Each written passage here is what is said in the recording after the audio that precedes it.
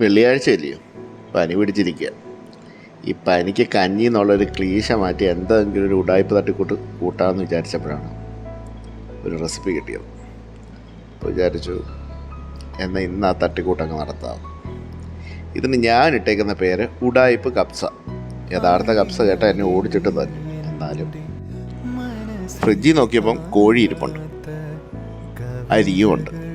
എന്നാൽ കുറച്ച് മസാലയും അലങ്കാരത്തിന് കുറച്ച് ക്യാപ്സിക്കവും ഇച്ചിരി നാരങ്ങ നീരും കുരുമുളക് പൊടിയും മസാലപ്പൊടിയെല്ലാം കൂടെ ചേർത്ത് അരിയും കോഴിയോട് ഒന്നിച്ചങ്ങ് വേവിക്കാമെന്ന് വിചാരിച്ചു.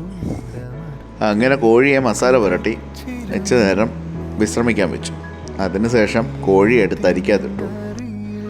ഉപ്പും നാരങ്ങാനീരും വെള്ളമൊക്കെ ഒഴിച്ച് കുക്കർ അടച്ചു.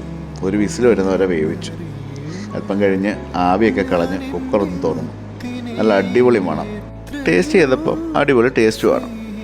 ഒരു പെട്ടെന്നൊരു തട്ടിക്കൂട്ട്, ഒരു വെറൈറ്റി സാധനം ഉണ്ടാക്കണമെങ്കിൽ ഉണ്ടാക്കാൻ പറ്റിയ ഒരു റെസിപ്പിയാണ്. നിങ്ങൾക്ക് വേണമെങ്കിൽ ട്രൈ ചെയ്യാം കേട്ടോ.